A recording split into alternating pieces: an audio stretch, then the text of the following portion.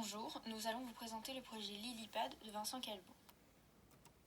Tout d'abord, nous parlerons de l'architecte lui-même, puis continuerons avec le contexte qui lui inspire ce bâtiment.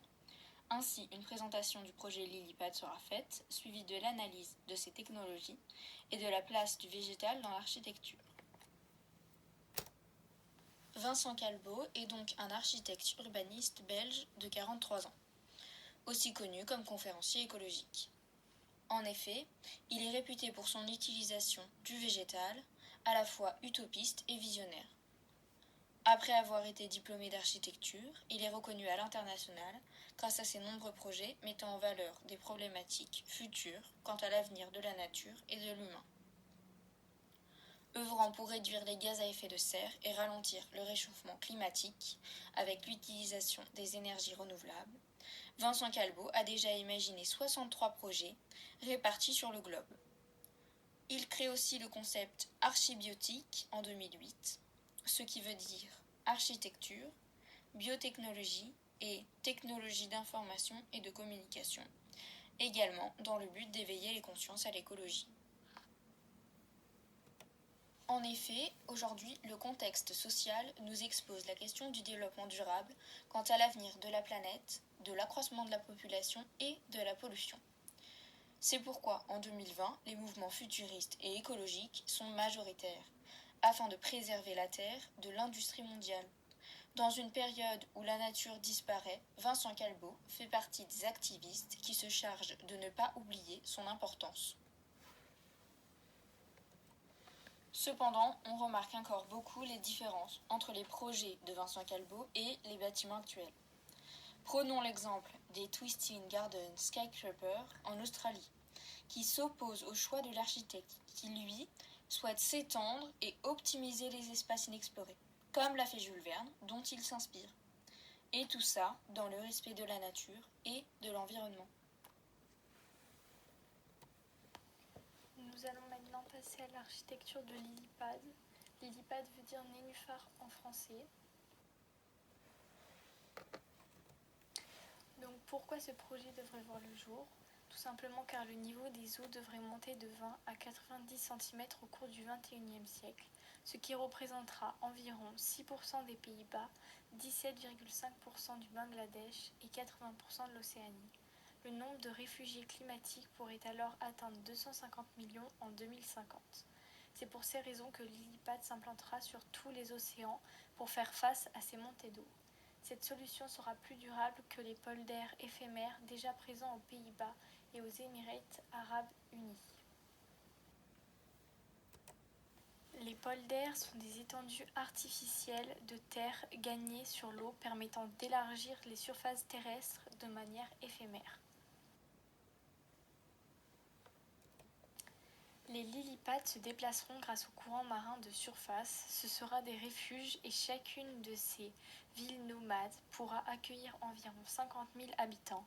Sa forme et sa structure lui permettront de s'adapter au flux des océans afin de ne jamais se briser ou être submergé. Ce projet pharaonique devrait aboutir en 2050. Sa forme est inspirée d'un nénuphar géant d'Amazonie nommé Victoria amazonica, qui est agrandi 250 fois dans le projet Lilipad.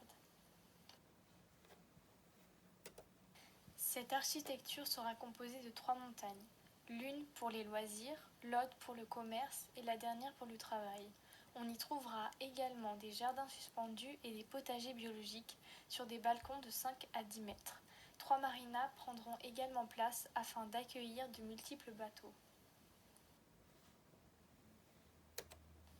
Au centre de cette ville nomade se trouvera un lagon central d'eau douce qui rendra la ville plus stable grâce à la récupération d'eau de pluie qui sera par la suite transformée afin de devenir de l'eau douce.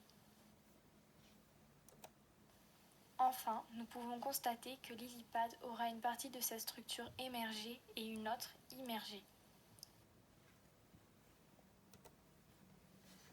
Maintenant, nous allons passer à la technologie mise en place sur Lilipad.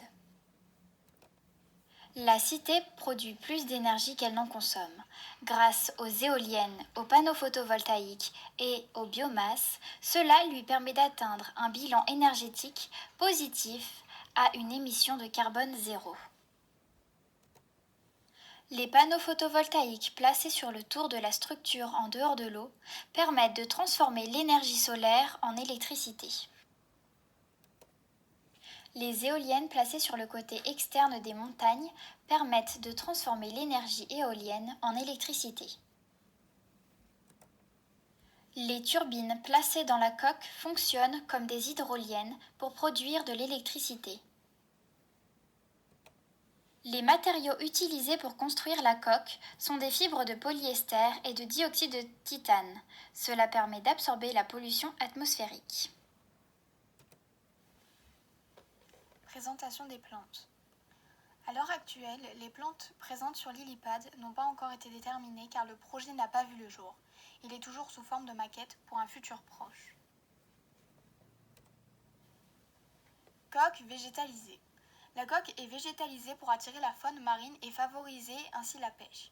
Des champs d'aquaculture et des corridors biotiques installés sur et sous la coque permettent de subvenir aux besoins alimentaires.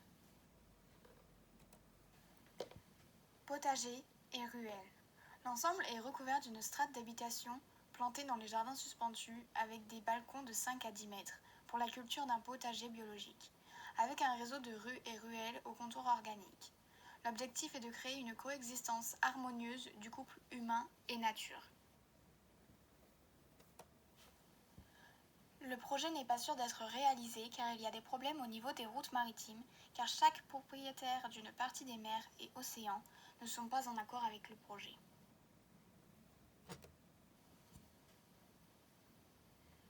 Pour finir, ce projet nous montre bien l'importance du design végétal pour combattre le réchauffement climatique de la planète qui ne fait que s'accélérer.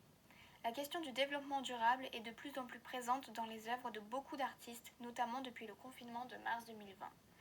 Vincent Calbeau est l'un des artistes designers les plus engagés à faire changer le monde et notre mode de vie pour empêcher la destruction de la planète.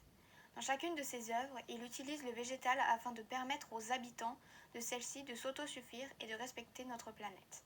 Il nous permet d'avoir une vision plus optimiste de notre avenir et celui de nos prochains. Dans cette œuvre plus particulièrement, ce sont des potagers et des lagons d'eau douce qui permettront aux habitants de vivre aisément tout en étant dans les mers.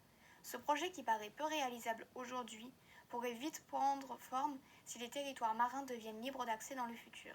C'est un projet assez fou et grandiose, mais sa réalisation pourrait empêcher la trop grande surélévation des gratte-ciels déjà présents partout dans le monde.